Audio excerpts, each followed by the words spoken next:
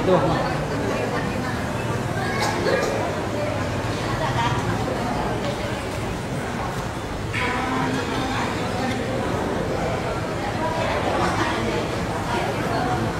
Assalamualaikum warahmatullahi wabarakatuh.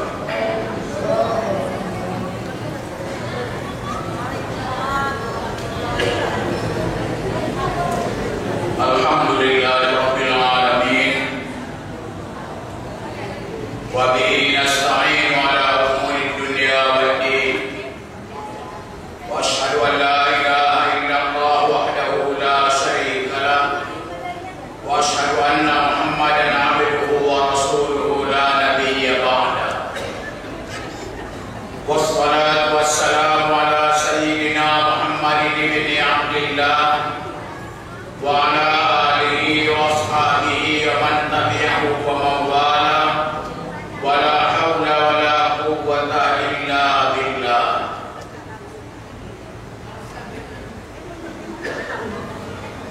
Rabbi shrah li sadri wa yassir li amri wahlul 'uqdatam min lisani yafqahu qawli.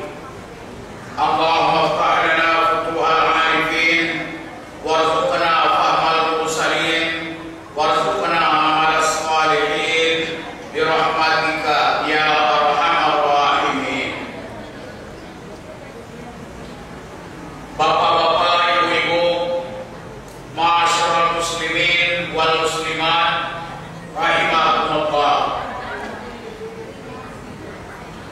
Syukur alhamdulillah kita ucapkan kehadirat Allah Subhanahu wa taala yang mana pada malam hari ini kita masih dapat melaksanakan salat Isya berjamaah, kemudian dilanjutkan dengan tarawih dan witirnya.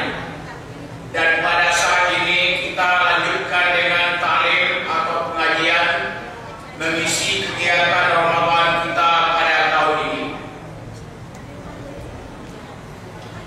Adapun pembicaraan kita pada malam ini menyangkut masalah Al-Quran. Sehubungan pada malam ini adalah malam 17 Ramadan, maka layak kita membicarakan sedikit tentang Al-Quranul Karim. Yang pertama sekali, kita ketahui terlebih dahulu apa sebenarnya yang dinamakan Al-Quran. Al-Quran wa kalamullah al-mu'jiz al-munazzal ala Nabi sallallahu alaihi wasallam bil lafzil arabi al-maktub fil masahif al-muta'abbadu bi qiraati al-maqal bil tawatur al-mabdu' bi suratil Fatihah al-maqam bi suratil Nas. Itulah yang dinamakan Al-Quran. Al-Quran adalah kalam Allah yang diturunkan kepada Nabi yang melemahkan.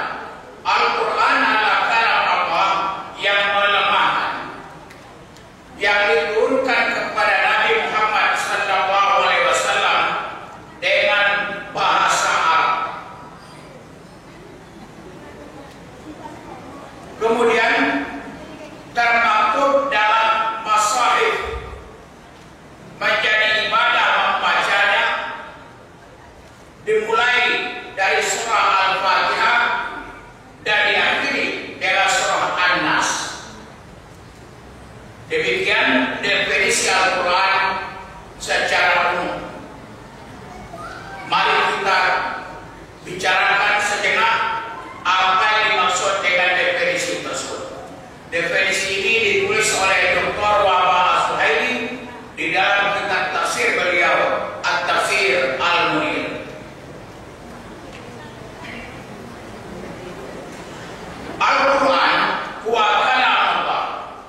Al-Quran adalah kalam Allah. Apabila kita berbicara tentang kalam Allah Ta'ala, kalam Allah Ta'ala itu dapat dibagi kepada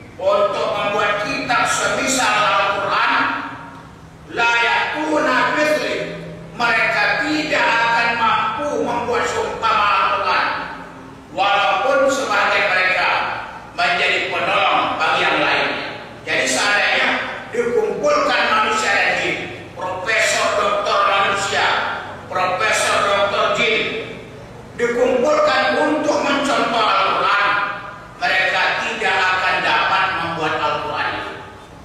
Ini penjelasan dari Allah Subhanahu wa Ta'ala. Di dalam Al-Quran, Allah juga menerangkan, "Wa in kuntum fi raibin mimma nazzalna 'ala 'abdina fa'tu bi suratin min mithlihi wa lam syuhada min dunillah." Dan jika kamu dalam keraguan pada kitab yang kami turunkan kepada hamba kami Muhammad, kata Allah SWT, buatlah satu surah semisal Al-Quran. Buatlah satu surah saja semisal Al-Quran. Undang sekalian Tuhan-Tuhan kamu selain Allah, in kuntum shalihin, jika kamu orang yang benar. Jadi tegasnya, tidak ada yang bisa mencontoh Al-Quran itu.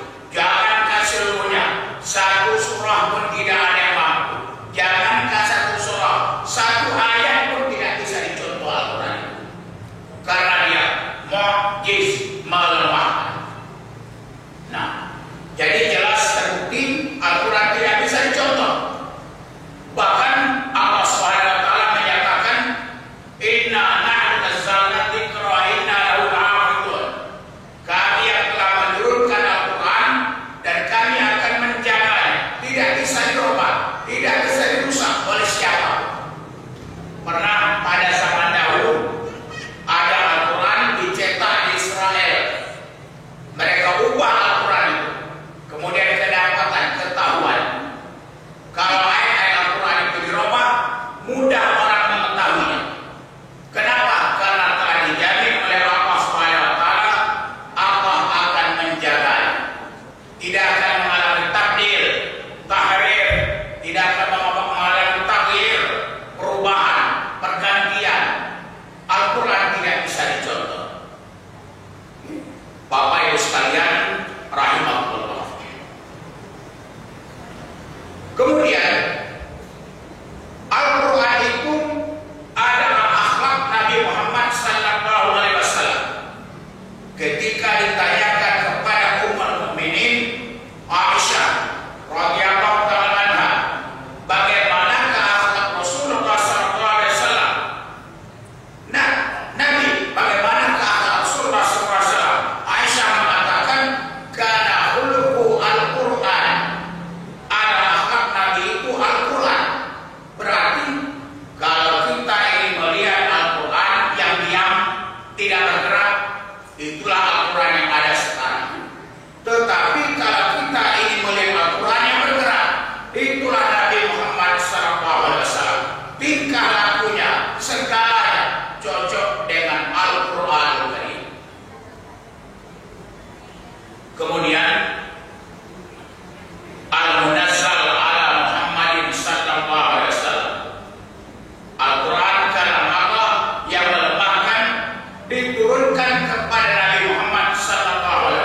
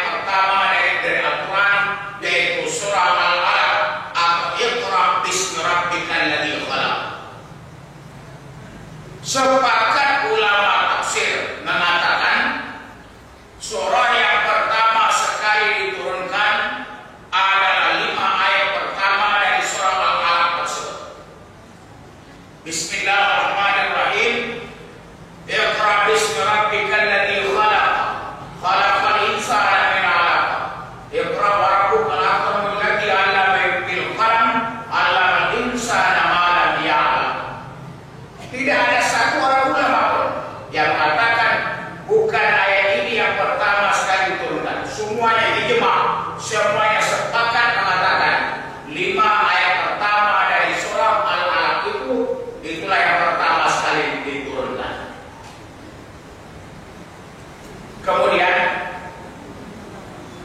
apa pula ayat yang terakhir diturunkan oleh Allah Subhanahu wa taala? Yang masyhur,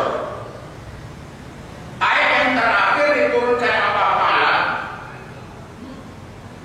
berbunyi, al-yawma akmaltu lakum dinakum wa atmamtu alaikum ni'mati wa raditu lakum al-islam madina. Inilah ayat yang terakhir diturunkan Allah taala menurut Al-Imam As-Suddi. Imam As-Suddi itu adalah ulama bermadzhab Maliki. Diterangkan di dalam tafsir Al-Qurtubi.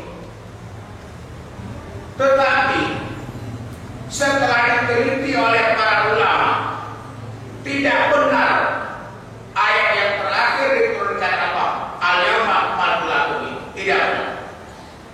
Bertentangan dengan fakta sejarah. Jadi apa sebenarnya ayat yang diturunkan Allah, yang terakhir diturunkan Allah? Itulah ayat yang tercatat di surah Al-Baqarah ayat 281. Bunyi ayatnya, wattaqu yawman turja'una fihi ila Allah tsumma tuwaffa kullu nafsin ma kasabat wa hum la yuzlamun. Ayat inilah yang terakhir diturunkan Allah SWT menurut para ulama, bukan ayat al-yawma akmaltu lakum dinakum sebagaimana diterangkan oleh Al-Imam As-Suddi tadi. Bahkan dijelaskan pula sesudah ayat al-yawma akmaltu lakum turun lagi firman Allah taala yang berbunyi, idza jaa nasrullahi wal fath. Kemudian turun ayat wattaqu yawman turja'una fihi ila Allah. Jadi masih ada dua ayat lagi turun setelah al-yawma akmaltu lakum. Inilah pendapat yang sahih. Tetapi sayangnya sudah kadung terkenal masyhur al-yawma akmaltu lakum yang terakhir sekali diturunkan Allah Ta'ala. Ternyata tidak benar. Kemudian turunnya Al-Quran tadi bisa kita lihat di dalam Al-Quran Al-Karim, syahrul Ramadan alladzi unzila fihi al-Quran hudan lin-nasi wa bayyinatin minal huda wal furqan. Pada bulan Ramadan permulaan turunnya Al-Quran sebagai petunjuk bagi manusia dan menjelaskan jalan-jalan petunjuk itu dan pembeda antara yang hak dan yang batil. Kemudian Allah Subhanahu wa taala juga menjelaskan, inna anzalnahu fi lailatin mubarakah. Sesungguhnya kami telah menurunkan Al-Quran itu pada malam yang diberkati, yaitu malam Lailatul Qadar, tercantum dalam surah Ad-Dukhan ayat 3. Kemudian Allah berfirman, inna anzalnahu fi lailatul qadar. Sesungguhnya kami telah menurunkan Al-Quran itu pada malam Qadar. Jadi cukup banyak ayat yang menyatakan Al-Quran diturunkan pada Lailatul Qadar, yaitu dari Lauh Mahfuz ke langit pertama. Sedangkan firman ini sebagaimana telah berulang kali kita sampaikan tadi pada 17 Ramadan. Kemudian Al-Quran yang diturunkan kepada Nabi Muhammad SAW itu bil Arabi, dengan bahasa Arab. Berbeda dengan kitab-kitab sebelumnya. Kitab Taurat diturunkan kepada Nabi Musa, ini bahasa Ibraniyah. Kitab Zabur diturunkan kepada Nabi Allah Daud alaihissalam dalam bahasa Kipti, bahasa Mesir kuno. Kemudian kitab Injil diturunkan kepada Nabi Isa alaihissalam dalam bahasa Suryani. Dan Al-Quran diturunkan dalam bahasa Arab. Diturunkan dalam bahasa Arab. Jadi walaupun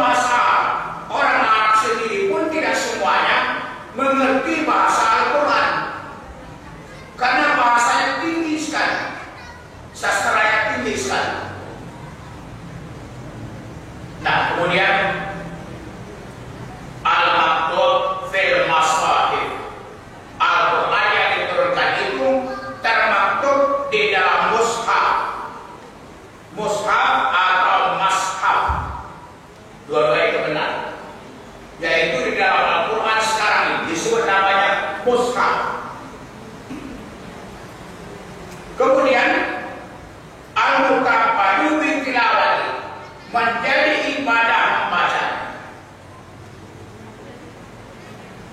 Di dalam penjelasan kali ini, kebanyakan ulama menjelaskan walaupun kita tidak tahu artinya, walaupun kita tidak tahu maksudnya, dibaca Al-Quran itu semata-mata membaca saja tetap jadi ibadah. Itulah istimewa. Tidak ada kitab seperti Al-Quran. Kalau kitab yang lain, mesti kita mengetahui artinya, maksudnya.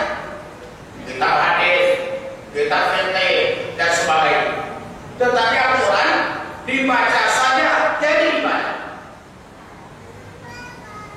Nah, ini menurut mayoritas ulama.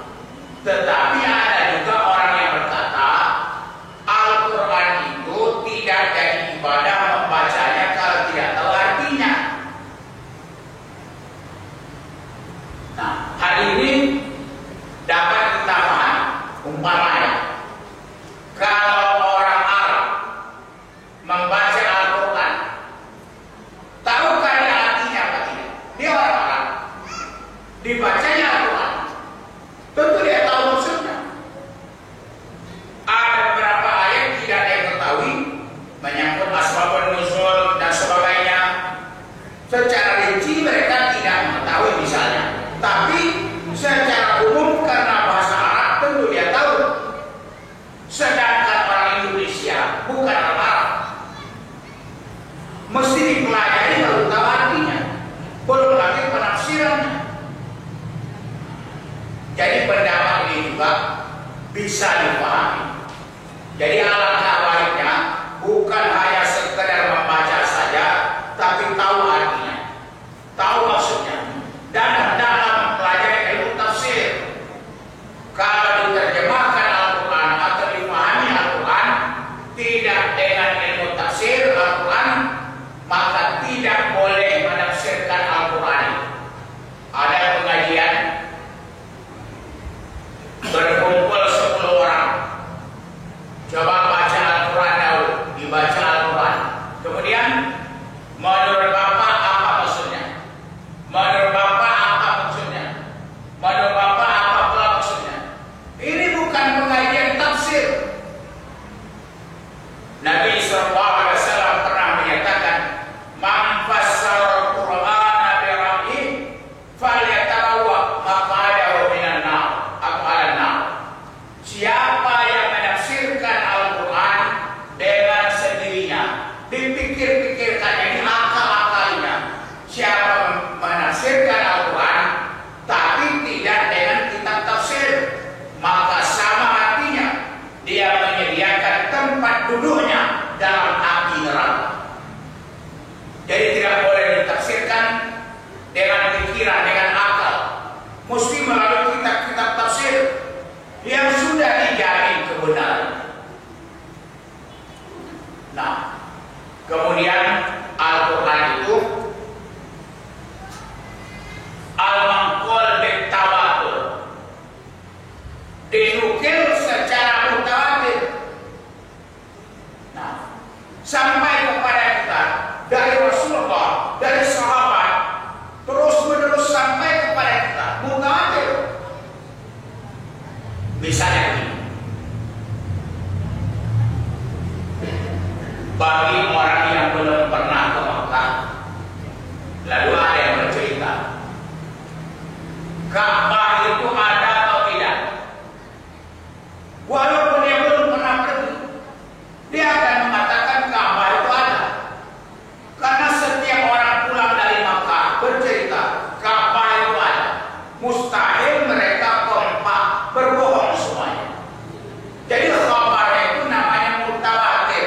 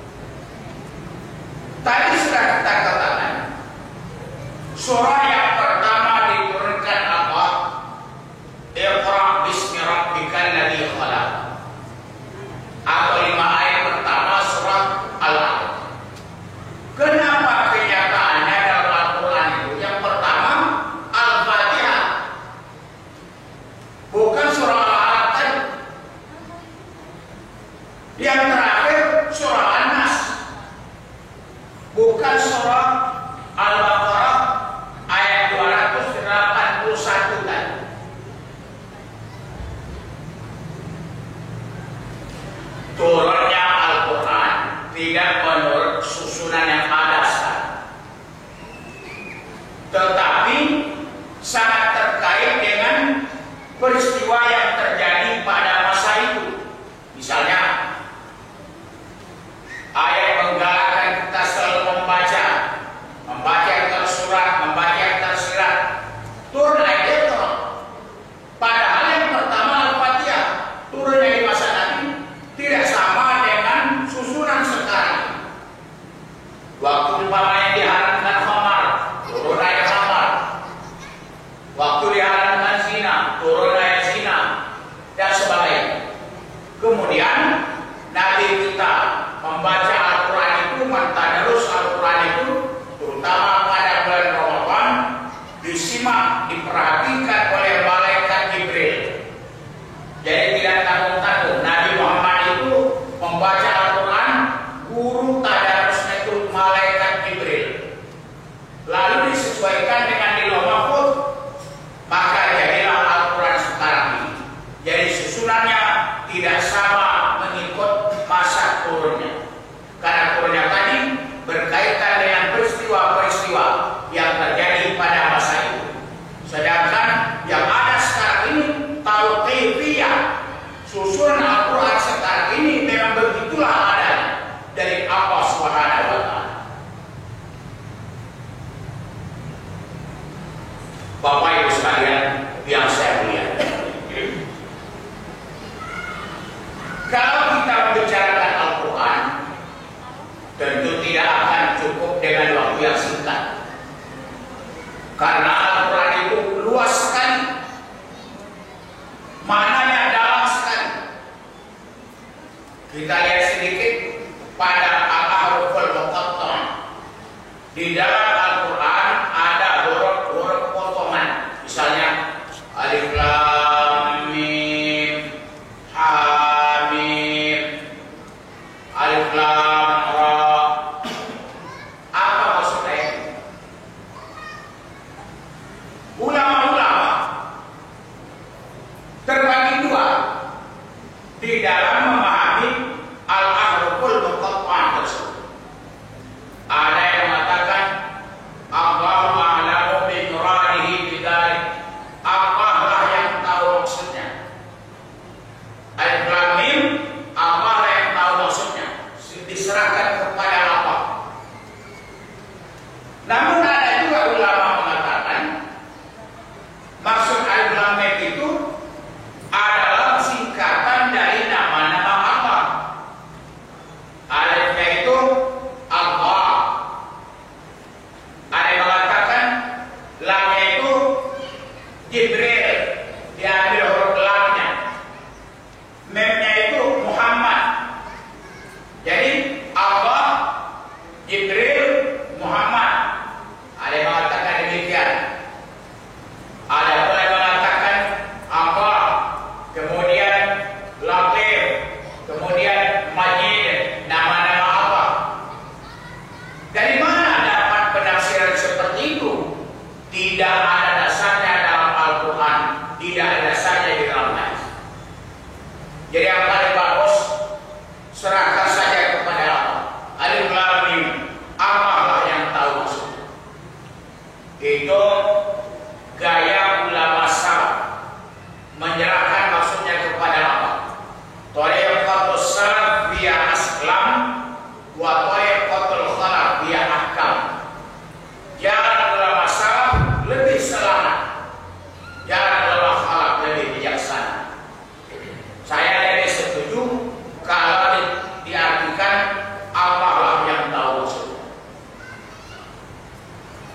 Kemudian di dalam kitab tafsir Aisyah Tafasir li Kalamil Aliyil Kadir, karangan Syekh Jabir Al-Jazairi, Syekh Abu Bakar Jabir Al-Jazairi, beliau mengatakan sebenarnya huruf potongan dalam Al-Quran itu Allah SWT menantang orang-orang kafir Quraisy yang pada masa itu ahli di dalam syair-syair. Seolah-olah Allah SWT mengatakan, wahai orang Quraisy, wahai orang Arab, kamu ahli membuat syair, kamu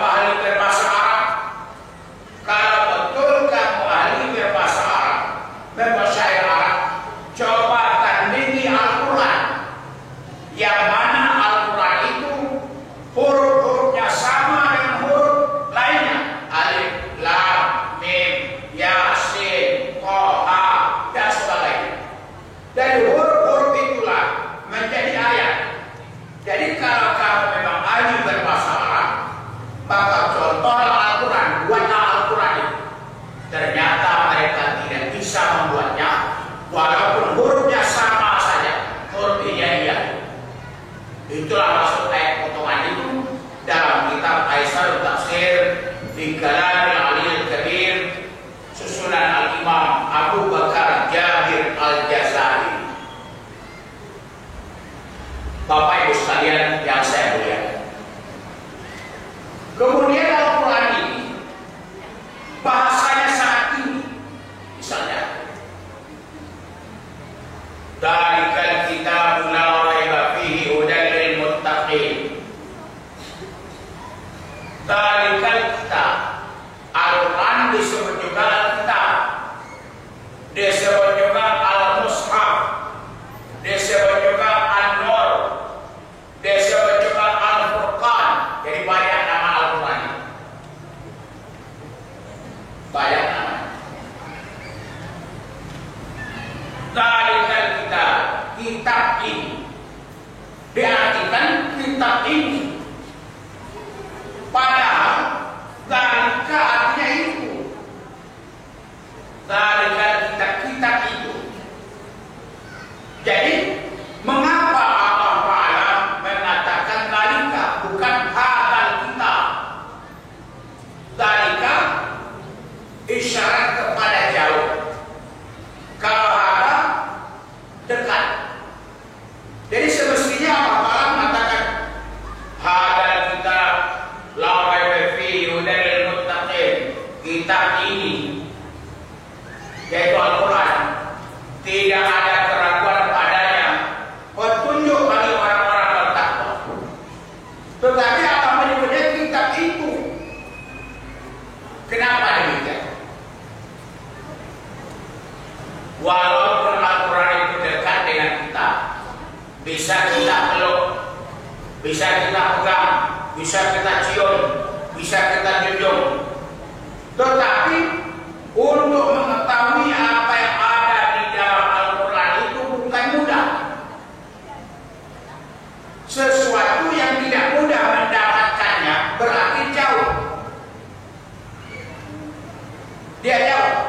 Maka Allah mengatakan dzalikal kitab. Jadi kitab itu kenapa dikatakan demikian? Untuk membesarkan Al-Quran. Misalnya perbandingan di dalam bahasa Arab ada namanya adalah tendian, alat untuk memanggil. Kalau bahasa Arab memanggil yang jauh, ya, misalnya ya Ali, wahai Ali, itu Ali-nya jauh. Kalau memanggil yang dekat, Ali, Ali, itu dekat. Allah Subhanahu wa Ta'ala jauh atau dekat? Allah Subhanahu wa Ta'ala wa idza sa'alaka ibadi anni fa inni qarib. Apabila hamba-hambaku bertanya kepada engkau ya Muhammad tentang aku, katakan aku dekat. Nah, kalau dekat, kenapa dipanggil ya Allah? Amin ya Allah, Amin ya Rahman, Amin ya Rahim. Kenapa bukan A? Amin A Allah, Amin A Rahman. Kenapa bukan itu? Padahal ya untuk memanggil yang jauh, A untuk memanggil yang dekat. Sama seperti Al-Quran tadi. Walaupun Allah Ta'ala itu dekat, tetapi jauh sekali bedanya kita dengan Allah Ta'ala. Mukhalafatul ta'ala al-hawadith. Allah Ta'ala berbeda dengan makhluk. Laisa kamitslihi syai'un wa huwas samiul basir. Tidak ada sesuatu pun yang sama dengan Allah. Dianya Maha mendengar lagi Maha melihat. Jadi walaupun Allah menyatakan dirinya dekat dengan kita, kita tetap memanggilnya ya Allah, karena jauh bedanya antara alam dengan Allah, antara kita dengan Allah Ta'ala. Sulit mengetahui hakikatnya, maka dia dianggap jauh, maka dikatakan ya Allah, bukan Allah. Ini kalau ditinjau dari bahasa dan banyak lagi keanehan-keanehan Al-Quran. Misalnya saja Wa ma liya la a'budu alladhi fatarani wa ilaihi turja'un. Ini tidak cocok sebenarnya pada surah Yasin. Kalian kan apa alasanku untuk tidak menyembah Tuhanku yang telah menciptakan aku dan kepadanya kamu kembali? Kenapa lari dari aku kepada kamu? Jadi ada maksudnya. Dia mengatakan ini adalah Habibun Najjar yang dibunuh mati karena dia beriman. Jadi maksudnya, mengapa aku tidak menyembah Tuhanku yang telah menciptakan aku dan kepadanya kamu kembali? Kalau aku kembali, aku sudah yakin. Aku kembali kepada Allah, sudah yakin. Kamu yang tidak yakin itu harus mengetahui bahwa kamu pun kembali kepada Allah, karena diucapkan itu kepada orang-orang kafir di negeri Antakya atau Infaqiyah. Beginilah bentuknya bahasa-bahasa Al-Quran. Jadi banyak sekali ayat-ayat Al-Quran yang maknanya, kalimatnya kadang-kadang membuat kita tercengang. Kita ambil satu contoh lagi. Subhanalladzi asra bi 'abdihi laila minal masjidil haram ilal masjidil aqsa alladzi barakna haula linuriyahu min ayatina innahu huwas samiul basir. Ini ayat yang tidak tepat. Coba kita terjemahkan. Aneh terdengar. Maksudnya apa? Yang telah menjalankan hambanya pada suatu malam dari Al-Masjidil Haram ke Masjidil Aqsa yang kami berkati sekelilingnya. Dari Allah dia menjadikan yang kami berkati sekelilingnya supaya kami perlihatkan kepada Muhammad sebagai dari tanda-tanda kebesaran kami. Kemudian sesungguhnya Allah Maha mendengar lagi Maha melihat. Jadi dari wahid kepada mutakalim mu'adzim nafsah. Mutakalim membesarkan dirinya. Jadi tidak kami semua, tidak pula dia semua. Terkadang dia katakan dia, terkadang dia katakan kami. Terjadi iltifat dalam bahasa Arab, iltifat, perpindahan daripada dia kepada kami. Lebih lanjut, contoh yang paling sering kita ucapkan begini. Dalam surah Al-Fatihah, Bismillahirrahmanirrahim, dengan nama Allah yang Maha Pengasih lagi Maha Penyayang. Alhamdulillahirabbil alamin, segala puji bagi Allah yang mengatur semesta alam. Ar-Rahmanir-Rahim, Maha Pengasih Maha Penyayang. Maliki yaumiddin, yang memiliki hari kemudian. Kemudian iyyaka na'budu wa iyyaka nasta'in. Hanya kepada Engkau kami menyembah, hanya kepada Engkau kami meminta pertolongan. Ini sebenarnya tidak lurus. Maksudnya itu sekalian. Dari awal ayat itu, kalau kita pahami maknanya, yang cocok hanya kepada Dia kita menyembah dan hanya kepada Dia kita meminta pertolongan. Coba rasakan awal ayat. Dengan nama Allah yang Maha Pengasih lagi Maha Penyayang, segala puji bagi Allah yang mengatur semesta alam. Dan yang cocok hanya kepada Dia kita menyembah.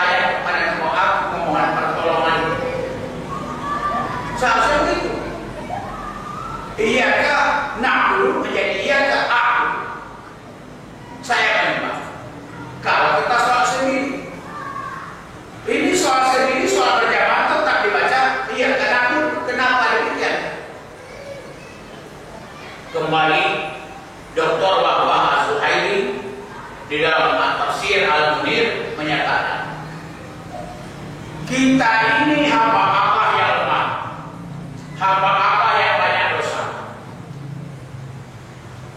Terasa tak sanggup kita menyembah apa itu kalau ini kita saja kita bawakan kepada Allah. Kita ikutkan orang lain, kita ikutkan orang lain supaya banyak. Jadi banyak kita itu semakin berani menyembah Allah, semakin berani kita menghadap Allah, walaupun kita sendiri iya banyak. Kenapa? Diikutkan orang lain, diikut orang lain. Misalnya kalau kita menghadap pejabat tidak berani kita, dibawa orang lain, maka dibaca iya karena aku, bukan iya tak aku. Nah demikianlah Bapak Ibu sekalian, sedikit mengenai Al-Quranul Karim. Mudah-mudahan kita termasuk orang-orang yang rajin membacanya, kemudian mengamalkan isinya. Karena menurut Imam Al-Qurtubi banyak kewajiban kita kepada Al-Quran. Misalnya pertama membacanya, kedua menghayatinya, ketiga memahaminya, yang keempat melindungi kehormatannya, kemudian tadi mengamalkannya. Jadi dengan demikian tugas-tugas kita terhadap Al-Quranul Karim dapatlah kita laksanakan dengan sebaik-baiknya. Dan Al-Quran merupakan hukum yang paling tinggi dalam Islam, yaitu masalihul ahkam, sumber hukum yang tertinggi. Al-Quranul Karim yang merupakan kitab suci umat Islam dan dijamin wa hukmuhu baqin ila yaumil qiyamah, hukumnya kekal sampai hari kiamat. Nah, kita padakan sampai di sini dahulu. Mudah-mudahan ada manfaatnya walaupun sedikit, dan semoga Allah Subhanahu wa taala merahmati kita semua. Alhamdulillahirabbil alamin, wassalatu wassalamu ala asyrofil anbiya'i wal mursalin wa ala alihi wa sahbihi ajma'in. Allahumma inna bil iman wa bisna bil iman wa syurna ma'al iman wa dakhilna jannata ma'al iman. Rabbana walamna anfusana wa illam taghfir lana wa tarhamna lanakunanna minal khasirin. Rabbana atina fid dunya hasanah wa fil akhirati hasanah wa qina adzabannar. Wa sallallahu wasallam ala sayyidina Muhammad wa ala alihi wa sahbihi ajma'in. Walhamdulillahi rabbil alamin. Billahi